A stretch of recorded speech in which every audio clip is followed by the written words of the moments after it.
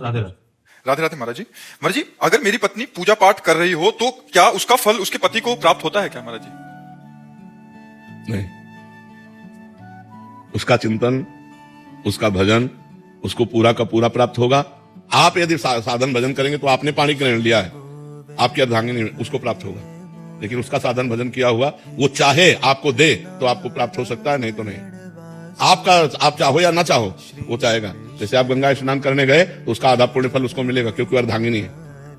पाणी ग्रहण आपने किया, उसने थोड़ी आपका हाथ रखा है, आपने उसका हाथ पकड़ा है। तो पाणी ग्रहण किया है तो पति का किया हुआ धर्म पत्नी को मिलता है, लेकिन पत्नी जो स्वयं धर्म करती है वो चाहे तो पति को दे, नहीं तो स्वयं में वो परमात्मा प्राप्ति के लिए समर्थ हो सकती है। तो करना चाहिए आपको। पत्नी पूजा करती तो आप भी पूजा करो।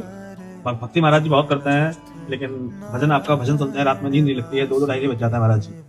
भक्ति बहुत करते हैं यार, आज तक हम नहीं कह पाए भक्ति बहुत करते हैं। हमको भी संकोच लगता है कि अभी करते हैं महाराज जी, जितना हो पाता है उतना करते हैं, ड्यूटी के जितना समय निकाल पाते हैं। ये शब्द ठीक है, जितना हो पाता है उतना करते। बहुत कर ले में तो हम लोगों भी की हिम्मत नहीं इतना कह दें कि बहुत भक्ति करते हैं। आधा पत्नी ले जाते हैं ना।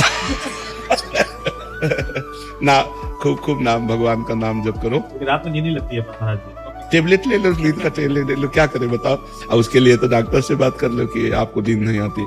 नींद ना आने का मतलब है शरीर का अधिक परिश्रम से युक्त ना होना, माइंड का अधिक परिश्रम से युक्त हो जाना। अगर शरीर का परिश्रम सही हो जाए और माइंड शांत रहे तो आराम से नींद आ जाए। अब शांत कैसे रहे? मनोराज्य यही सबका चलता रहता है, ये होने के बाद ऐसा हो जाएगा, इतना हो जाएगा, फिर ऐसे हो जाएगा, फिर ऐसा कर लेंगे, फिर वो भोग लेंगे, फिर कोई टेंशन वाली भी बात आ जाती है, प्रतिकूलता वाली। वही सब सोचते सोचते क्या होता है, मन अशांत हो जाता है। अशांत से कुतः सुखम, जो अशांत मन है उसमें सुख नहीं तो नींद कहां। तो शरीर उतना श्रमित नहीं होता जितना माइंड श्रमित हो जाता है। और माइंड को विश्राम दो और शरीर को श्रम से युक्त करो, तभी बात। और विश्राम भगवान के नाम रूप लीला धाम में मिलेगा। तब लग कुशल न जीव कहूं, सपने हो मन विश्राम, जब लग भजत न राम को, शोक धाम तज काम। तो इसलिए भाई नाम जप करो, भगवान की सत्संग सुनो, भगवान की लीला कथा सुनो, तो उससे आनंद की प्राप्ति हो। पाप कर्म से बचो।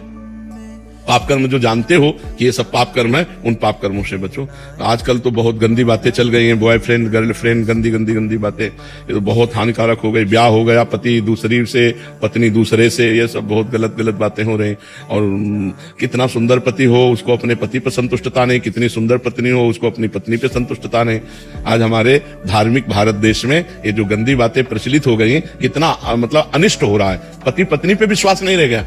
पति वंचक पर पति रति करई, लौरो नरक कल्प सत परई। जो अपने पति को त्याग कर दूसरे पुरुष से संभोग करती है वो करोड़ों कल्प तक रौरो नरक में डाली जाती है। बहुत दुख मिलता है। पर कौन, जब शास्त्र स्वाध्याय नहीं तो मनमानी आचरण होते चले जा रहे हैं। इसलिए पुरुष को भी चाहिए अपनी पत्नी के सिवा किसी की तरफ गंदी दृष्टि न करे। पत्नी को चाहिए